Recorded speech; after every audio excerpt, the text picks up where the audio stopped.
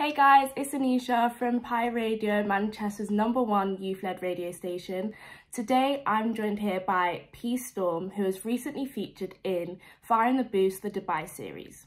So P Storm, if you just want to tell us a bit about yourself and when you first started rapping and where you're from. Hey guys, so yeah, Peace Storm. I'm from Dubai. I guess I say I'm from Dubai, but because I grew up here, but I'm actually I'm half English, half Chinese. But I grew up here. I came to Dubai when I was about four.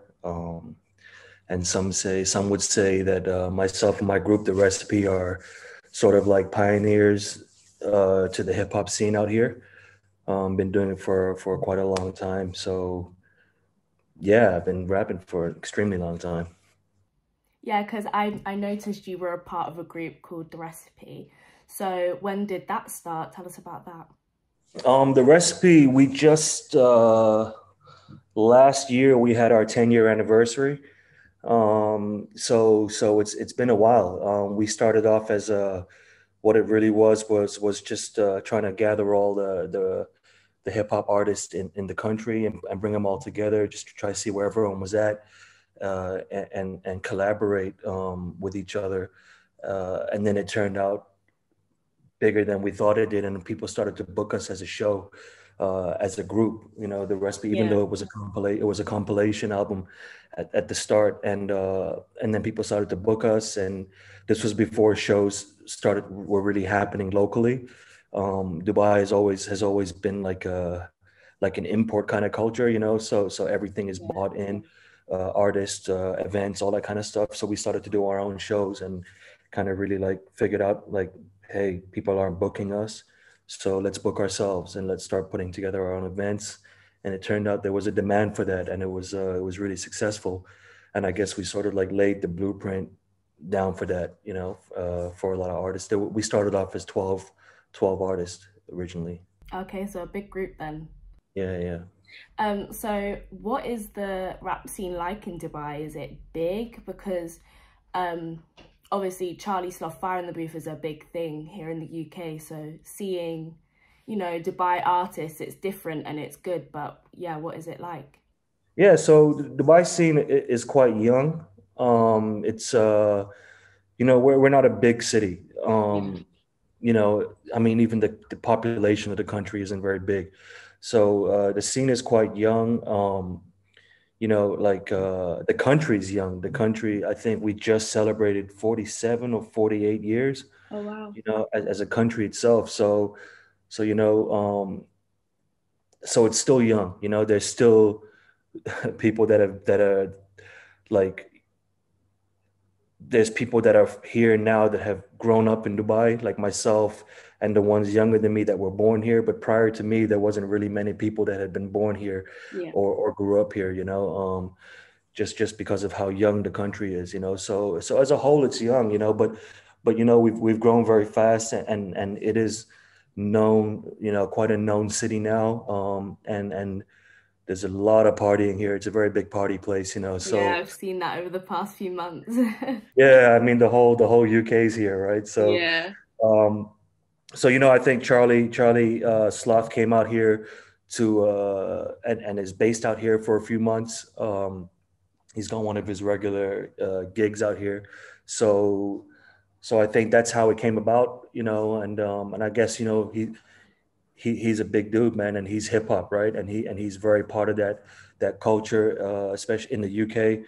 So I guess, you know, it's only natural that he came here and he started asking questions about what was going on here, 100%. which is super cool. And it wouldn't have happened, I think, if he didn't have more time here, you know, because most people come and go, Yeah. but because he's been able to come and stay, I guess you're gonna start asking questions and looking around. So it's really cool. Yeah. So from watching the Cypher, I got like a vibe that you're very like much a hip hop kind of rapper, like very old school, I would say. So how would you describe your type of rapping? Yeah, I mean, I grew up in that era of hip hop. You know, I grew up in what many would call the golden era of hip hop. You know, so you know, I was, you know, big Nas, Jay-Z, you know, that kind of era of hip hop. The legends, yeah. Yeah, even earlier than that, probably.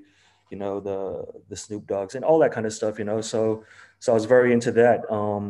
And that's been the kind of music I made. And obviously it's shifted as time has shifted, right? Yeah. And as sound has shifted, obviously it's shifted to that. But with someone like me, if you say Cypher, I'm gonna go into my old, and just Yeah. try rap, and just try deliver some bars, I guess you would say, so that's why it probably comes across like that. My new music is quite different, and I think it's shifted with the time. Okay. So obviously you say you grew up listening to Jay-Z, Nas, the legends of music. Are they your role models? Who's your role model in the music industry? um growing up they were a big inspiration to what I did. I was always more into like the East Coast kind of music of the US, and people like the Nas's, the Jay-Z's, the Mobb Deeps. Yeah. Those kind of people really inspired me, and uh, and it's super cool because it came in full circle. I did a record with Mobb Deep, um, Wow. to a year before Prodigy passed away. So that was a big thing for me, like my all-time favorite rapper. Like Yeah. I got to do a record with him and stuff. So yeah, so those were my role models, I would say, growing up. Yeah. Yeah, that's big. That's very big.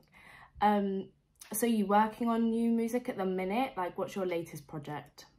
Yeah, I'm working. We just released a group record a month, 2 months ago. Which is doing quite well.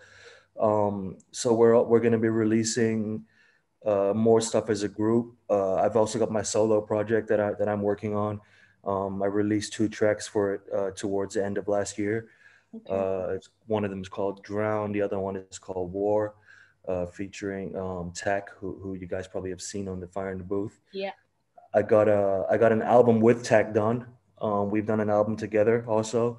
So that's just like in the final stages. We'll release that sometime this year. We're gonna like put it out as a group. So that's quite cool. So yeah, it's gonna be a busy year. Yeah, sounds like it. So obviously you're a part of the recipe. So do you all do solo things every now and then? Yeah, yeah. We all do solo stuff. Like I said, the recipe originally was a collective. So we sort of acted like a label here. So we put out solo releases from every artist that was on with us, and group releases. So we've always put out solo stuff on the side. It's Yeah. always been a thing. Like Kaz, one of the guys from the recipe, he just released his final installment for a series today for a mixtape. Suerte was in the middle of releasing his album in Indonesia, an Indonesian project. But then obviously COVID happened, and we were actually shooting. We were out in Indonesia shooting a video for it, like 2 weeks before it went into lockdown. So yeah, everything's on hold because of that. Yeah, and would you say the pandemic has affected you majorly Um, or? I mean, personally, not really. Besides my everyday life, my work life and my that kind of life. But in terms of my music, not really. I mean, yeah, the shows have the live shows have been down. But personally, not really. But I know people like Suerte, who's part of the recipe, had a massive project in line, fully planned. We were in Bali shooting videos. He had a whole schedule set for the next 6 to 8 months of promoting this album and records, and then obviously everything got halted. So that really sucks because there's a lot of effort put into that, Yeah. and timing is everything. So now we have to reassess, and he has to reassess how to go about that. And I know a lot of people that make a living off music, not just in hip hop, right? The guys that play every night at clubs and bars and hotels and stuff that make a living off of being musicians that have really struggled, and all the DJs in Dubai have really struggled. Like I told you, we're a big party city. A lot of DJs, a lot of homies, DJs out here that made a living off DJing, and suddenly that was just killed. So yeah, it really has hurt them a lot. Yeah. So how did you get involved with Fire in the Booth, and how would you say your experience was with Fire in the Booth? Yeah, so with Fire in the Booth, I got a call from this guy Big Hass, who was the host on the show. Yeah. So Hass is a radio host out here and very involved in the community.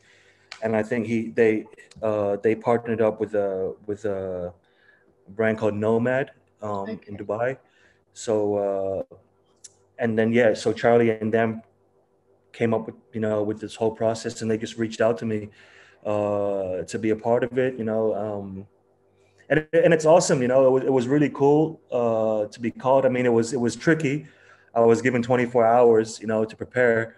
So I mean, I wasn't happy with what I put out there in terms of like if I had more time to prepare, I could have probably gone off on one a bit better. Yeah. But the end result, I was really happy with it, and it was a cool experience. Charlie was super cool and super down to earth. And it's always good to see that side of people, as opposed to the side that the world is exposed to. Yeah. And get to meet someone behind the lens, I guess you would say. But super cool, and the feedback has been great, and I've been like contacted by the likes of yourself, and many others, and just seeing like these reaction videos go around online, Yeah. it's quite funny. And I was just telling the guys like, look, I'm happy I survived the internet. I didn't get, I didn't get roasted in the comments. So and then it was cool, man. They featured it on Grind Daily and all these kind of big platforms and stuff. Yeah.